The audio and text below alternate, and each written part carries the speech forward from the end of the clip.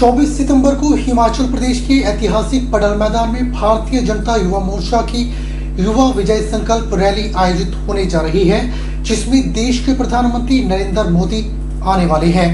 Rally की तैयारियों को लेकर लगातार प्रदेश भर में युवा मोर्चा के द्वारा बैठकों का आयोजन किया जा रहा है।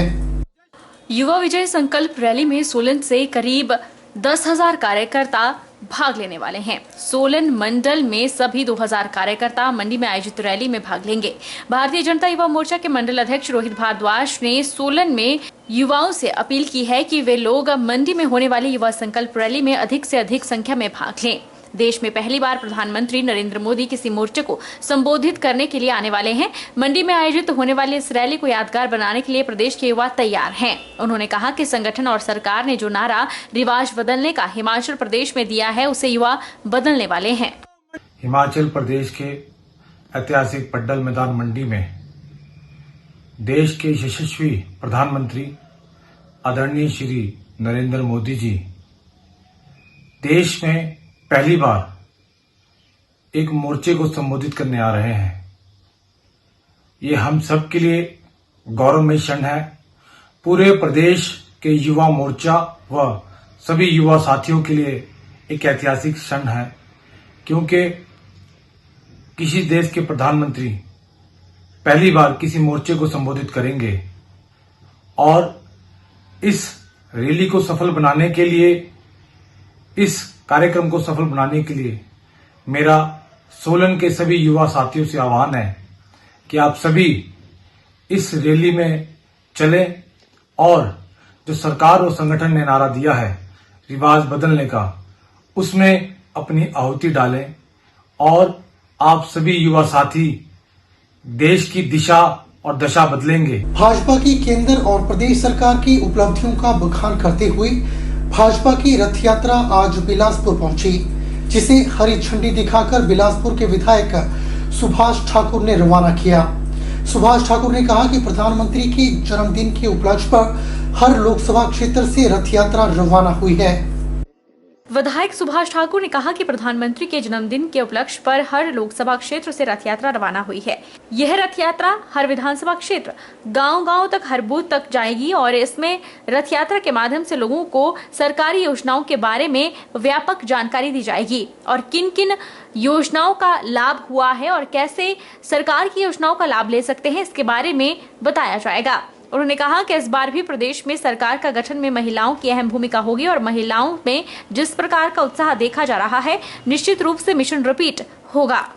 इसके माध्यम से केंद्र सरकार की जो यहाँ पर डेवलपमेंट हुई है, स्कीम्स आई हैं, योजनाएं आई हैं, जन कल्याणकारी नीतियां हैं, उन सभी चीजों को यहाँ पर इस रथ यात्रा के माध्यम से दिखाया भी जाएगा और उसी तरह से अपने भारतीय जनता पार्टी के लोग अपने बूथों तक इसको लेके जाएंगे।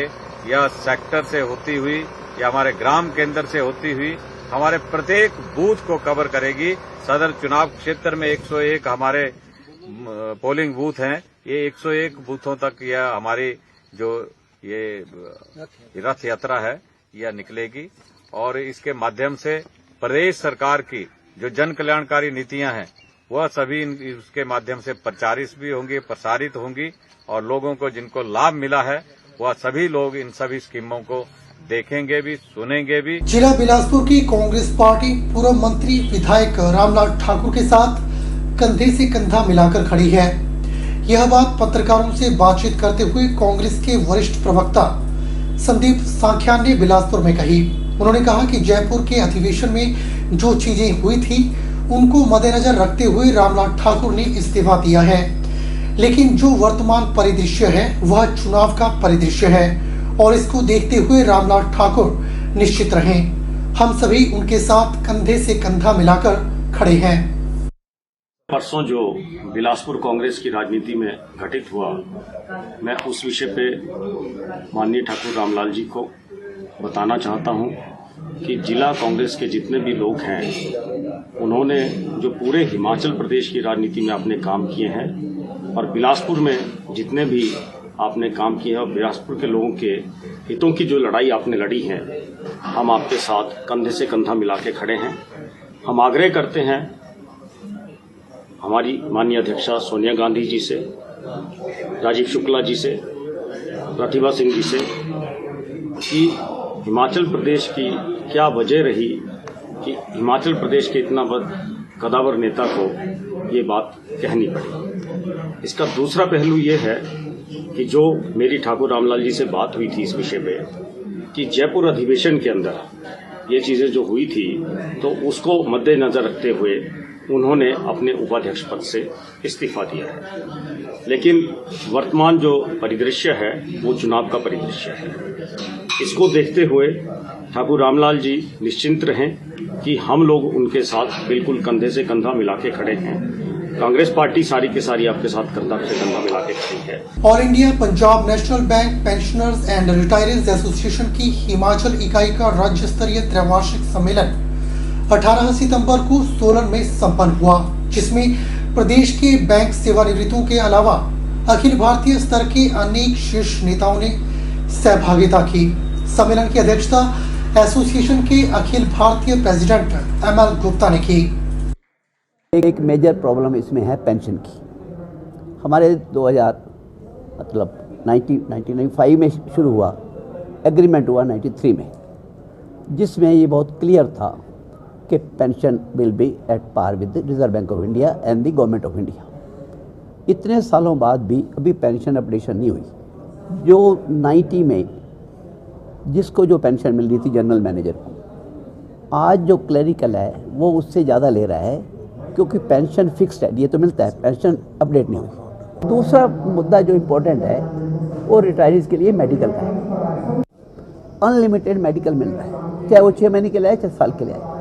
लेकिन जिन्होंने 40-40 साल की सर्विस की है उनको रिटायरमेंट के बाद मेडिकल की कोई सुविधा नहीं। एक सुविधा IBA ने शुरू की थी, 7,000 रुपया मेडिकल इनका, वो आज 45,000 हो गया, अभी वो बढ़ने जा रहा है। तो हम लोगों ने कहा था कि इसमें गवर्नमेंट का एक लेटर है कि जो वर्किंग का जो मेडिकल फैसिलिटी है वही फैसिलिटी रिटायर्स को मिलना चाहिए। ये गवर्नमेंट का वो रूल अप्लाई नहीं करता। केंद्र सरकार द्वारा चंबा जिला को एस्पिरेशनल जिला घोषित करने के लिए केंद्र और प्रदेश सरकार यहां पर इस जिला को विकसित करने के लिए तरह तरह के प्रयास कर रही है, जिसके चलते इस जिला को आगामी जिलों में शुमार करवाया जा सके। इसको लेकर जिला प्रशासन भी लगातार बेहतरीन पहल करता हुआ नजर आ रहा है। जिला प्रशासन के सहयोग और CSR के माध्यम से चंबा जिला में 22 पुस्तकालय अलग अलग उपमंडल में खोले गए हैं, ताकि शिक्षा के साथ साथ बच्चे कंपटीशन एग्जाम के लिए तैयारी कर सके। हालांकि इन पुस्तकालयों में 600 से अधिक बच्चों के बैठने की क्षमता है और 8,000 से अधिक बुक्स यहां पर रखी हुई है, ताकि बच्चे पढ़ाई के साथ साथ प्रतियोगी परीक्षाओं के लिए भी तैयार हो सके। जिला प्रशासन के सहयोग से लगातार जिला चंबा को आगे ले जाने के प्रयास लगातार जारी हैं। चंबा उपायुक्त दुनी चंद्राना की अगुवाई में यह प्रयास और भी बेहतर किए गए हैं और लगातार शिक्षा के क्षेत्र में नीति आयोग ने भी जिला प्रशासन की पीठ थपथपाई है। पहले बच्चों को पोस्ट कार्यों का रूप करने के लिए जिला मुख्यालय धर्मेश्वर जाना पड़ता था, लेकिन अब यह सुविधा उन्हें उनके संबंधित उपमंडल में ही दी गई है।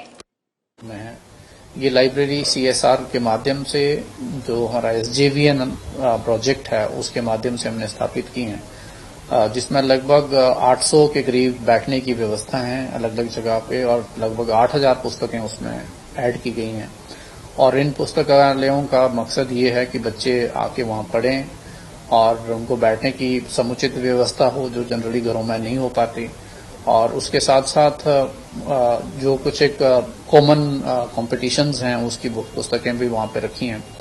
और युवाओं का इन लाइब्रेरीज के प्रति बहुत पॉजिटिव रुझान है। कई जगह पे तो बैठने की भी जो है बच्चों में इतनी होड़ है कि वहाँ पे सीटें नहीं मिल रही हैं।